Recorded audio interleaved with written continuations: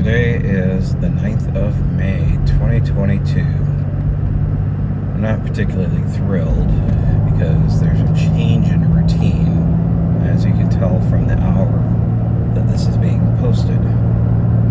Changes in routine are okay. In this case, they're just bothersome. One of the things that's been on my mind over the last few weeks comes from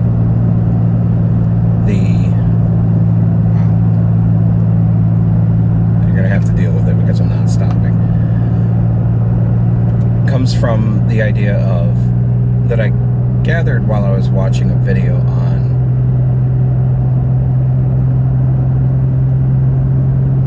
reservoirs on beaches.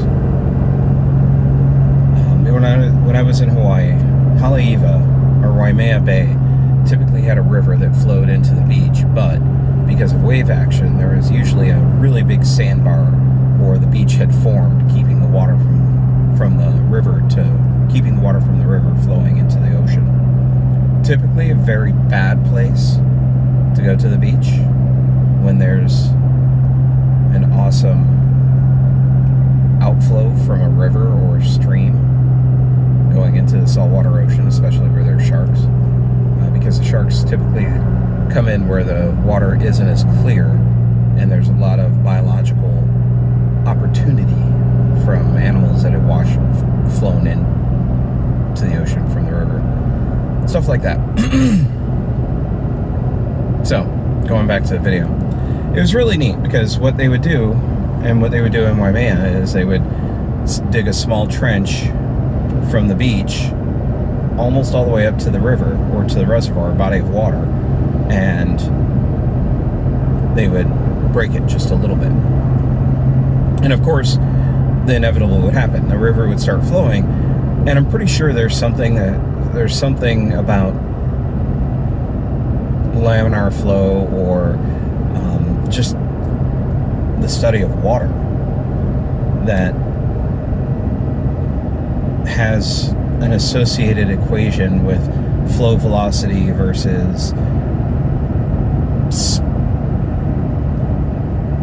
speed versus volume. I'm pretty sure. I think it's Boyle's law. Can't remember.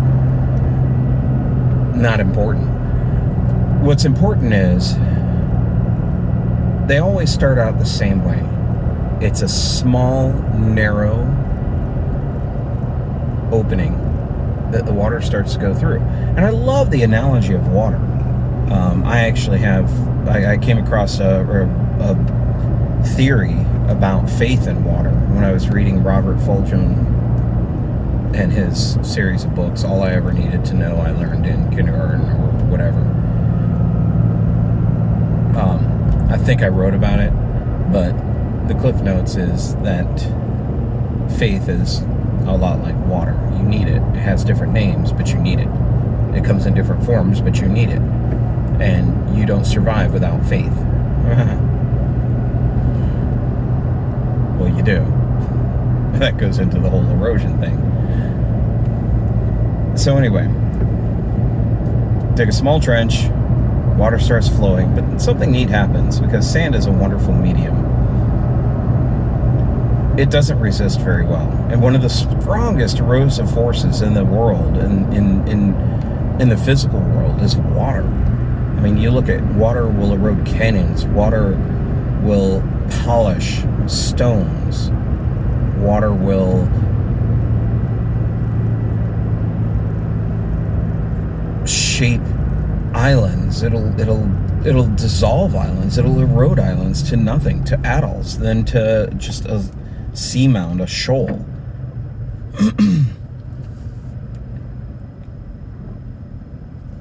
But when water accelerates, when it has velocity, it has very good erosive properties, in my opinion.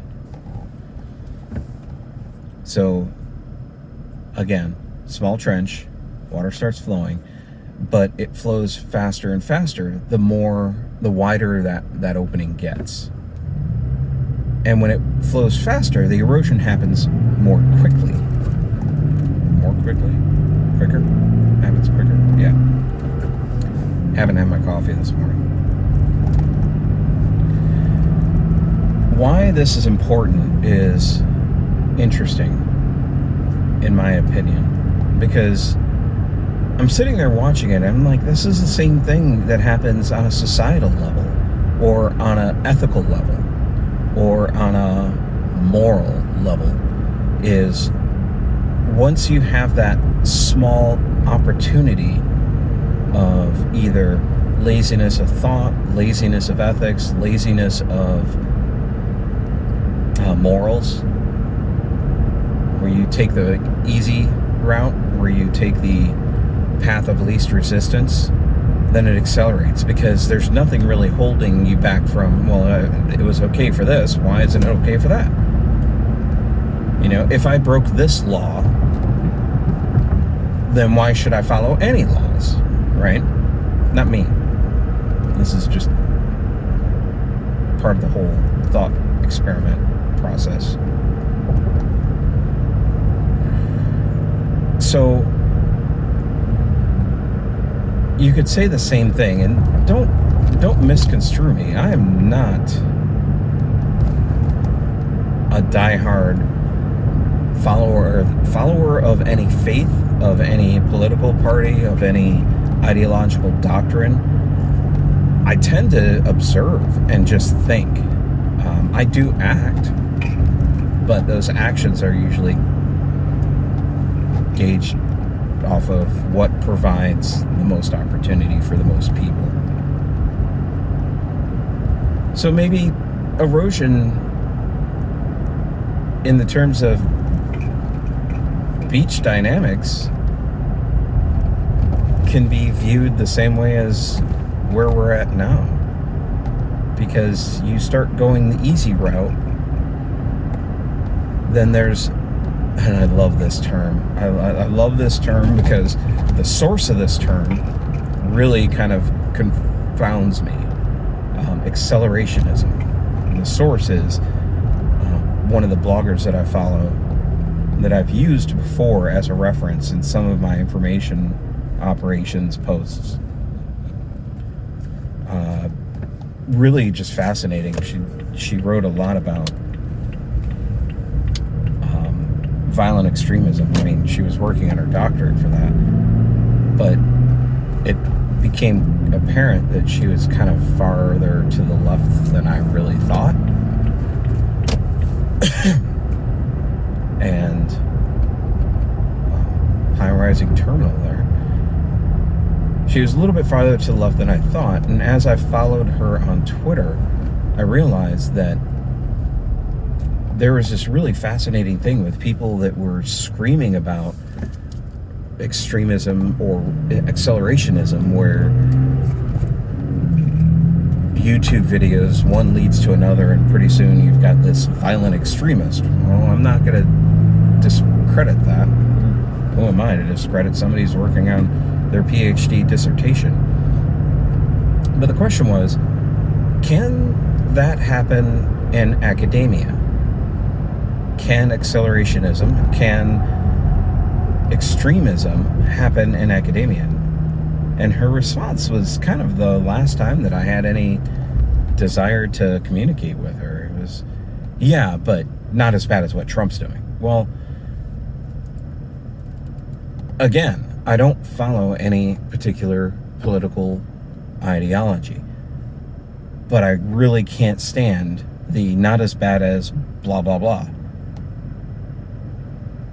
It's a very poor argument.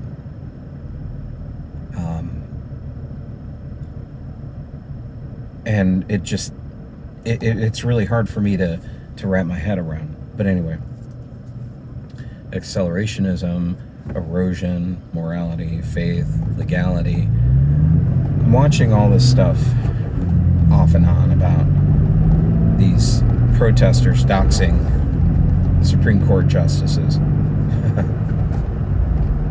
And I find it disturbing and fascinating at the same time, because in my opinion, it's only really truly a matter of time before somebody does something stupid.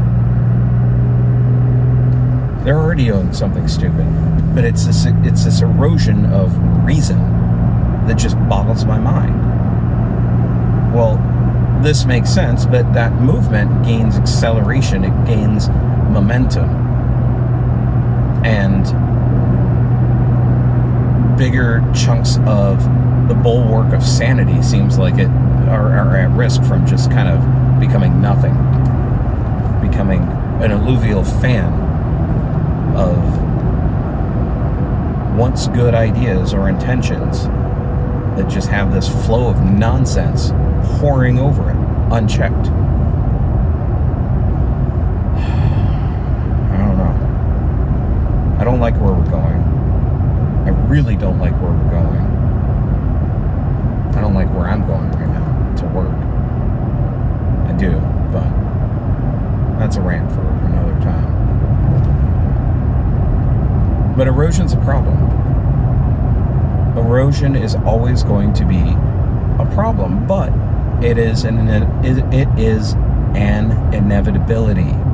You cannot get rid of erosion. You cannot solve erosion. You could take whatever precautions you can to mitigate the risk, but you're never going to stop water. Never going to stop the momentum of ideas or the evolution of ideas. And the only thing that you can do for erosion is you can either backfill, you can redirect, or you can sit and watch and marvel at the shapes and the changes in the landscape that becomes of it. We'll see. Until then, you have a wonderful day. Keep thinking, and I'll keep writing and recording.